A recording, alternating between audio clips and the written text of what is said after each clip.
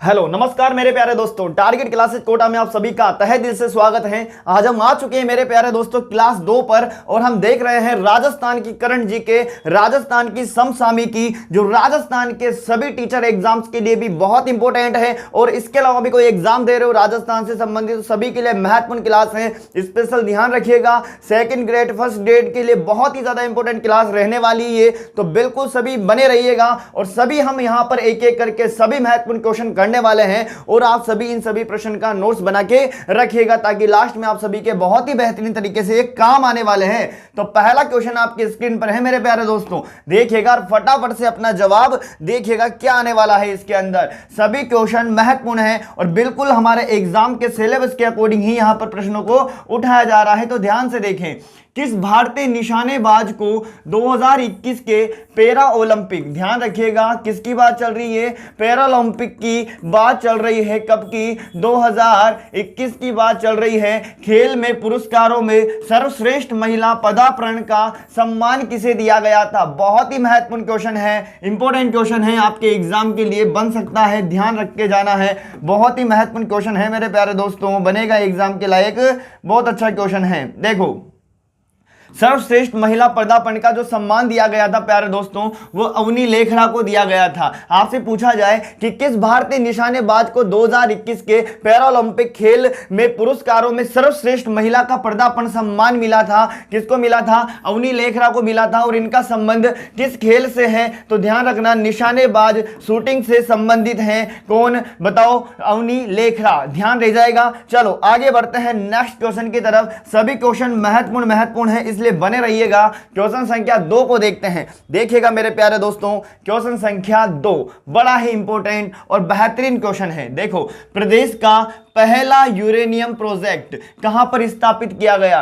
भाई, प्रदेश का पहला यूरेनियम जो प्रोजेक्ट है वो कहां पर स्थापित किया जा रहा है? तो ध्यान से सुनो मेरे प्यारे दोस्तों, ये किया जा रहा है खंडेला सीकर के अंदर। कहां पर स्थापित किया जा रहा है बताओ? खंडेला सीकर में संबंधित है क्या पहला यूरेनियम प्रोजेक्ट? ध्यान रखिएगा, प्रदेश का पहला यूरेनियम प्रोजेक्ट कहां स्थापित है? खंडेला सीकर में। बहुत इंपॉर्टेंट है करंट जीके के हिसाब से। खेतड़ी झुंझुनू में कौन सा खनिज पाया जाता है? तांबा पाया जाता है, तांबा नगरी कहा जाता है।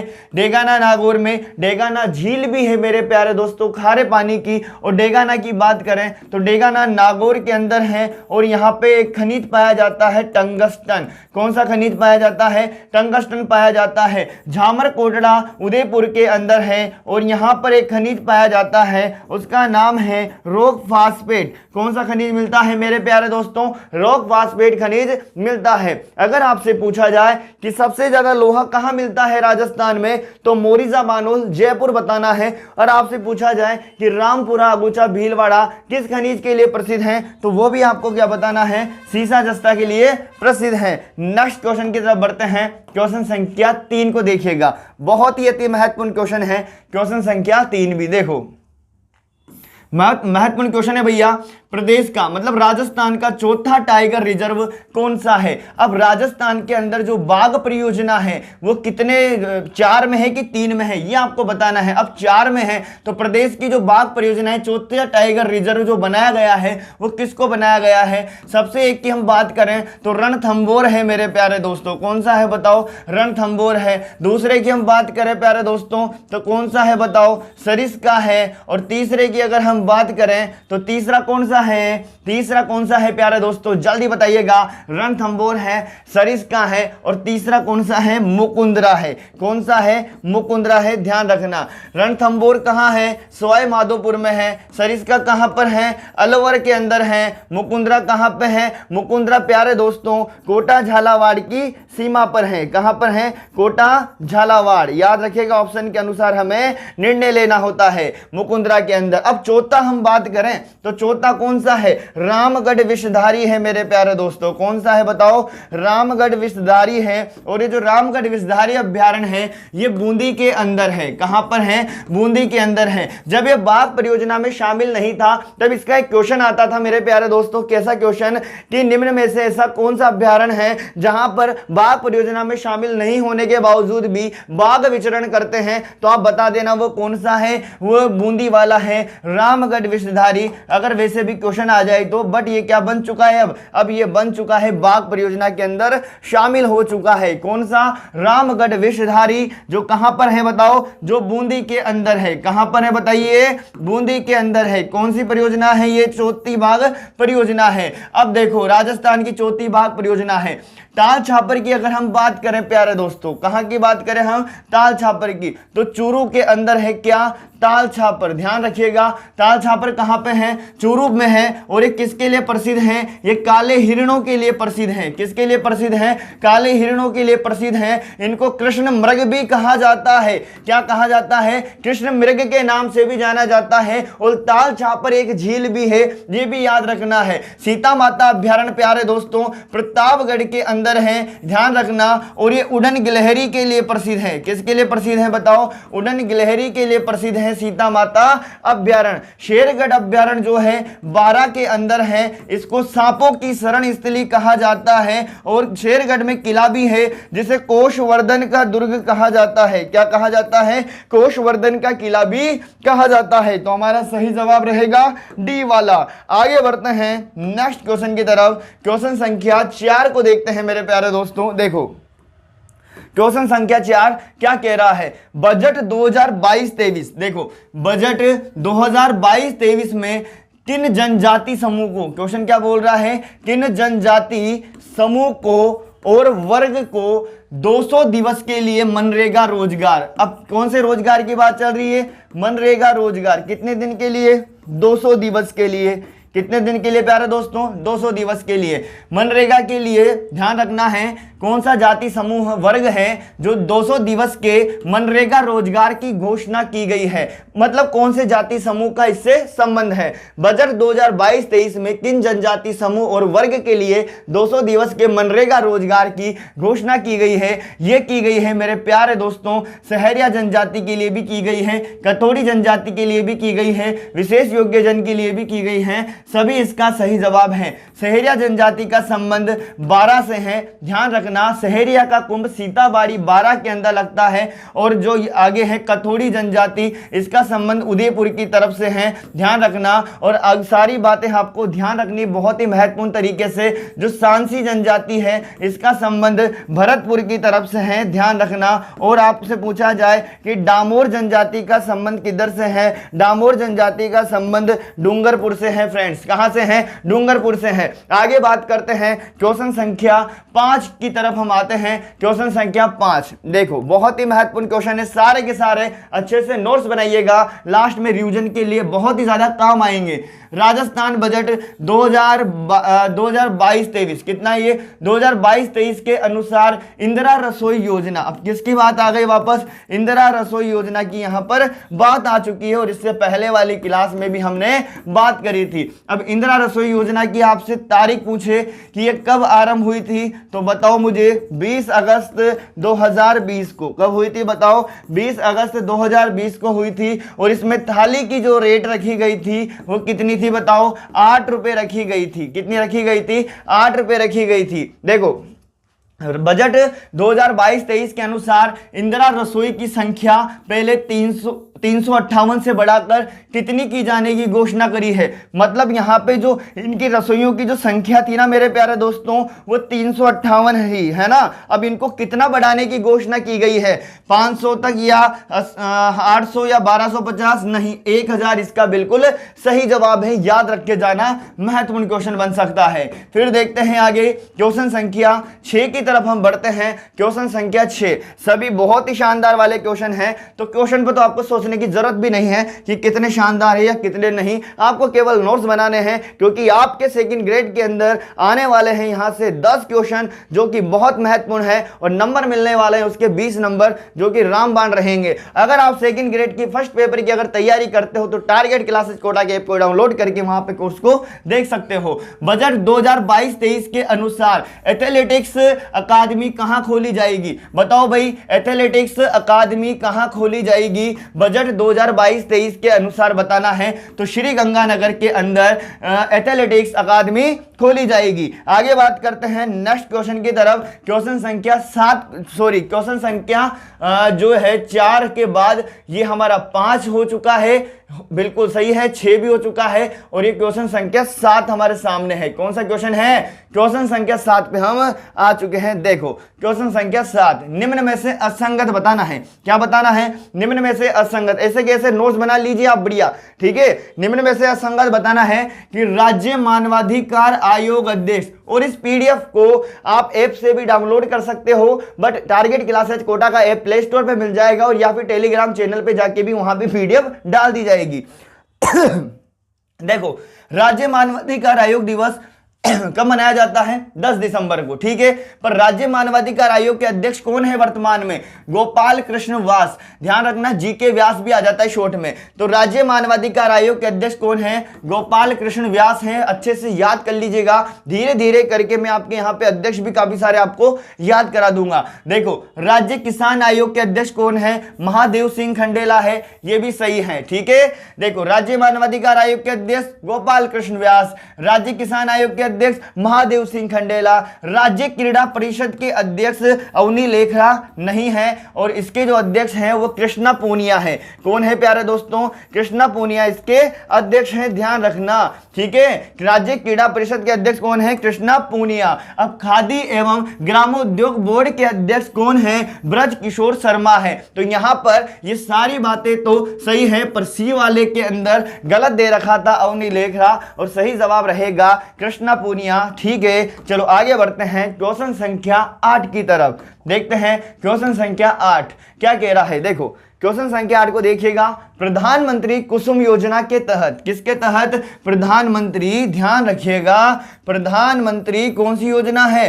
कुसुम योजना है। प्रधानमंत्री कुसुम योजना के तहत भारत का पहला सौर ऊर्जा संयंत्र स्थापित किया गया है। मतलब सौर ऊर्जा संयंत्र स्थापित तो किया गया है, पर किस योजना के तहत पूछा जा रहा है? कुसुम योजना के तहत भारत में पहला सौर ऊर्जा जो संयंत्र स्थापित किया गया है वो भालोजी जयपुर में किया गया है। और ये क्वेश्चन बहुत महत्वपूर्ण रहने वाला है आपके एग्जाम के लिए, ध्यान रखिएगा। और सौर ऊर्जा में हमारा राजस्थान क्या है? अव्वल है, प्रथम है, ध्यान रखना। और सौर ऊर्जा कैसी ऊर्जा है? गैर परंपरागत ऊर्जा है। कैसी है मेरे प्यारे दोस्तों? गैर परंपरागत ऊर्जा है। गैर परंपरागत ऊर्जा उनको कहा जाता है जो नवीकरणीय है, ध्यान रखना है, जो बाद में चली है, पहले से चलने वाली की तो परंपरागत ऊर्जा कहा जाता है। तो बताओ मुझे कि राजस्थान के अंदर सौर ऊर्जा में कैसा है? राजस्थान प्रथम है। बट अगर पूछा जाए कि गैर परंपरागत ऊर्जा में तो पवन ऊर्जा भी आती है और सौर ऊर्जा भी आती है। राजस्थान के अंदर ऊर्जा में पवन ऊर्जा आगे है, पर पूरे भारत की बात करें तो हमारा राजस्थान सौर ऊर्जा में आगे है। इस चीज का बढ़िया याद रखना। देखो आगे बढ़ते हैं, अगले पॉइंट की तरफ आते हैं प्यारे दोस्तों। तो इसका सही जवाब है, इसका सही जवाब है भालोजी जयपुर। क्या है इसका सही जवाब? भालोजी जयपुर है। ये क्वेश्चन छपेगा, ध्यान रखना, महत्वपूर्ण क्वेश्चन है। मथानिया जोधपुर भी किससे संबंधित है? सौर ऊर्जा से संबंधित है, ध्यान रखना है, ठीक है। अमर सागर जैसलमेर, ध्यान रखना है, पवन ऊर्जा से संबंधित है। किससे संबंधित है? पवन ऊर्जा से। मोरीजा बानोल किससे संबंधित है? लोहे से। राजस्थान में सबसे ज्यादा लोहा उत्पादन कहां होता है? मोरीजा बानोल जयपुर में होता है। लोहा तो भैया नीम का थाना सीकर में भी होता है। कहां पे होता है? नीम का थाना सीकर में भी लोहा उत्पादन होता है। नीमला रायसेला में भी होता है। कहां कहां खाने हैं इनकी? नीमला रायसेला में भी है। और नीमला रायसेला कहां पर है? दौसा के अंदर है, ध्यान रखना। नीम का थाना, नीमला रायसेला दौसा के अंदर है। और एक और याद रखना, नाथरा की पाल। कौन सी पाल है भैया? नाथरा की पाल। और नाथरा की पाल उदयपुर के अंदर है, ये भी लोहे से संबंधित है। सभी बातें याद रखनी है, सभी महत्वपूर्ण है, सारी की सारी, कोई भी बात कम नहीं है। क्वेश्चन संख्या 9 को देखते हैं भाई। कौन सा क्वेश्चन है? क्वेश्चन संख्या 9, ग्रीन एनर्जी कॉरिडोर। बिल्कुल याद रखिएगा, याद रखिएगा, ग्रीन एनर्जी कॉरिडोर का ध्यान रखना। ग्रीन एनर्जी कॉरिडोर राजस्थान के निम्नलिखित में से किन जिलों से गुजरेगा? बताइए कौन कौन से जिलों से गुजरेगा? देख, एक तो गुजरेगा अजमेर से। कहां से गुजरेगा? अजमेर से। एक गुजरेगा चित्तौड़ से। कहां से गुजरेगा? सही जवाब रहने वाला है मेरे प्यारे दोस्तों, तो अजमेर, चित्तौड़ और बीकानेर इसका बिल्कुल सही जवाब है। अब बात को आगे समझना कि क्या इसके अंदर क्वेश्चंस कह रहा है। अब ये जो दे रखा है आपको ग्रीन एनर्जी कॉरिडोर, इसको हिंदी में क्या बोलेंगे? इसको हिंदी में बोलेंगे हरित ऊर्जा गलियारा। क्या बोलेंगे प्यारे दोस्तों? इसको हरित ऊर्जा गलियारा के नाम से भी इसको जाना जाएगा। हिंदी में भी इस तरह से लिखकर एक क्वेश्चन आ सकता है। देखो, ग्रीन एनर्जी कॉरिडोर गुजरात के बनासकांठा से, कहां से? गुजरात के बनासकांठा से। गुजरात के बनासकांठा से पंजाब के मोगा तक बनाया जा रहा है। देखो भाई, कहां से स्टार्ट हो रहा है? जैसे कि मान लीजिए हमारा राजस्थान है, तो गुजरात से स्टार्ट है ये, और कहां तक जा रहा है? पंजाब के मोगा तक जा रहा है। ये प्रदेश के 5 जिलों में, प्रदेश के 5 जिले अजमेर, चित्तौड़, नागौर, जोधपुर और बीकानेर से गुजरेगा। ध्यान रख लेना, जिलों के नाम बहुत इंपॉर्टेंट रहने वाले हैं। अजमेर, चित्तौड़गढ़, नागौर, जोधपुर और बीकानेर से गुजरेगा, और ये सौर ऊर्जा विद्युत संचालन हेतु द्वारा तैयार किया जाएगा। सारे क्वेश्चन महत्वपूर्ण है भैया, उतार के रख लेना अच्छे से। लास्ट में क्या है? नोट्स ही बहुत ज्यादा काम आने वाले हैं, ठीक है। क्वेश्चन संख्या 10 को देखते हैं, उतार के रेडी रखना, लास्ट में बहुत ही ज्यादा आवश्यकता पड़ती है इन सब चीजों की। चलो आगे बढ़ते हैं, नेक्स्ट क्वेश्चन पर आते हैं दोस्तों। कौन सा क्वेश्चन है अगला? देखो, 31 जनवरी, क्वेश्चन को पढ़ो, क्या बोल रहा है क्वेश्चन? 31 जनवरी 2022 को प्रदेश की, फिर खालिस्तान दे रखा है, महिला मुख्य सचिव कौन बनी? मतलब देखो, खालिस्तान दिया है, फिर पहली, दूसरी, तीसरी और चौथी लिख दिया है आपके सामने। मतलब 31 जनवरी 2022 को प्रदेश की दूसरी महिला, ध्यान रखना, प्रदेश की दूसरी महिला मुख्य सचिव बनी है कौन? उषा शर्मा बनी है। कौन बनी है बताओ? उषा शर्मा बनी है, जो पहली नहीं है मेरे प्यारे दोस्तों, दूसरी है। ध्यान रखना, पहली तो कुशल सिंह है, बट दूसरी, ध्यान रखना, पहली कुशल सिंह है और दूसरी जो बनी है उषा शर्मा बनी है। किस पद पर? महिला मुख्य सचिव बनी है। ध्यान रखना, यहां पर मुख्य सचिव की बात नहीं चल रही है, महिला मुख्य सचिव की बात चल रही है, जो कि कौन से नंबर की है? दूसरे नंबर की है। चलो आगे बढ़ते हैं, देखो देखिएगा अगले पॉइंट पर। अब आगे बढ़ते हैं, देखो तांडव, ये तांडव जो सीरीज है, अब ये जो चल रही है लास्ट में, ये क्या रहेगी? जैसे आपके सेकंड ग्रेड के अंदर शिक्षक भर्ती के अंदर जो भी आपका सिलेबस रहेगा, उससे जुड़े हुए कुछ पॉइंट में इस क्लास के पीछे रखूंगा, ताकि आप पे उसमें क्या रहती रहे? फिनिशिंग आती रहे, और क्लास में आपको और भी मजा आता रहे, और आपके बहुत बेहद काम भी आती रहे ये सब चीजें, और आपको और भी बढ़िया तरीके से याद हो जाए। इसलिए इन चीजों को हम साथ लेकर आएंगे, तो और भी मजा कुछ आपको आएगा, इस क्लास के अंदर आनंद आएगा। अब आपको सबको पता है कि आपके सेकंड ग्रेड के अंदर महाद्वीप दे रखे हैं ना, सभी के महाद्वीप वाला चैप्टर दे रखा है, आप सभी को पता है ये चीज। तो इस तांडव नाम से सीरीज आएगी लास्ट में, करंट जीके के लास्ट में। ध्यान रखना, क्षेत्रफल की दृष्टि से महाद्वीपों का अवरोही अनुक्रम क्या है? अब अवरोही क्रम बताना है किसका? महाद्वीपों का। मतलब सब, अवरोही का मतलब यूं है मेरे प्यारे दोस्तों, अवरोही का मतलब यूं है कि सबसे पहले बड़ा आएगा, फिर उसके बाद उससे थोड़ा छोटा आएगा, फिर छोटा, फिर छोटा, फिर छोटा। ध्यान रखना, अवरोही का मतलब है सबसे बड़ा। क्षेत्रफल की दृष्टि से सबसे बड़ा महाद्वीप कौन सा है? एशिया महाद्वीप है। ध्यान रखना, ये रहा एशिया महाद्वीप, सबसे बड़ा महाद्वीप है। ध्यान रखना, इसके बाद जो दूसरा महाद्वीप है ना, दूसरे नंबर पे, वो है अफ्रीका महाद्वीप। कौन सा है मेरे प्यारे दोस्तों? अफ्रीका महाद्वीप। उसके बाद है उत्तरी अमेरिका, तीसरा है उत्तरी अमेरिका, और चौथा है प्यारे दोस्तों, ध्यान रखना, दक्षिण अमेरिका।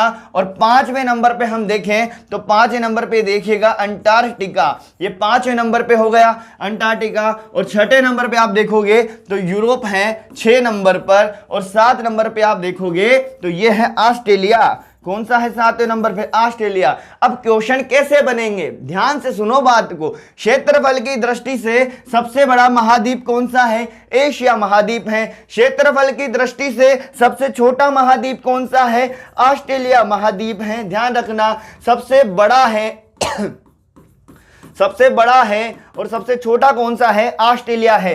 बट क्वेश्चन कैसे आ सकता है कि क्षेत्रफल की दृष्टि से महाद्वीपों का अवरोही क्रम बताइए, तो आपका पहला ऑप्शन आ जाएगा एशिया महाद्वीप, फिर इसके बाद लिख दिया जाएगा अफ्रीका महाद्वीप, फिर दो दो जोड़े के साथ भी आ सकता है, फिर एशिया लिख दिया, फिर अंटार्कटिका लिख दिया। तो आपको अच्छे से पहचान में आना चाहिए, इनका क्रम आपको अच्छे से याद रहना चाहिए, ध्यान रखना, ठीक है ना। देखो सबसे पहले तो ए याद रखना है, एशिया महाद्वीप। एक के बाद क्या आता है बताओ? फिर वापस आपको ए याद रख लेना है ए याद रख लेना है अफ्रीका महाद्वीप, ठीक है।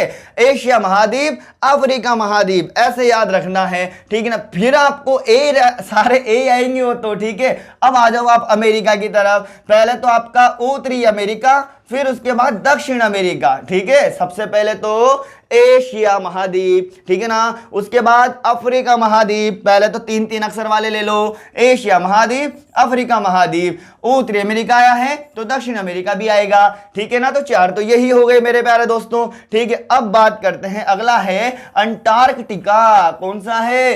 अंटार्कटिका है। और सबसे छोटा तो याद रखना ही पड़ेगा, कौन सा है? ऑस्ट्रेलिया है। और यूरोप का कौन सा नंबर है? यूरोप का जो नंबर है छठा नंबर है। देखो क्वेश्चन आ जाए कि निम्न में से छोटा महाद्वीप है। अब क्वेश्चन आया निम्न में से सबसे छोटा महाद्वीप है, तो फिर तो आप ऑस्ट्रेलिया बता दोगे। पर क्वेश्चन अगर ऐसे आया कि निम्न में से छोटा महाद्वीप कौन सा है, पहला ऑप्शन एशिया, फिर अफ्रीका, फिर उत्तरी अमेरिका और फिर यूरोप लिख देगा आपके सामने, आप तो ऑस्ट्रेलिया का वेट करते ही रह जाओगे। तो यूरोप राइट रहेगा मेरे प्यारे दोस्तों। कौन सा रहेगा? यूरोप इसका बिल्कुल सही जवाब रहेगा। अब इन्हीं चीजों पे फिर हम आगे बढ़ाते जाएंगे और भी डिटेल चीजों को करते जाएंगे, पर धीरे धीरे धीरे वजन ऐसे बढ़ेगा तो चीजें बहुत अच्छे से याद हो जाएगी मेरे प्यारे दोस्तों। तो क्लास को शेयर करते रहिएगा, चैनल पे नए हो तो सब्सक्राइब कर लीजिएगा और टारगेट क्लासेस कोटा के ऐप को डाउनलोड करके सेकंड ग्रेड के फर्स्ट पेपर के कोर्स के बारे में आप देख सकते हो। ना भी देखो तो इसकी पीडीएफ को उपलब्ध कर सकते हो, ठीक है। धन्यवाद मेरे प्यारे दोस्तों।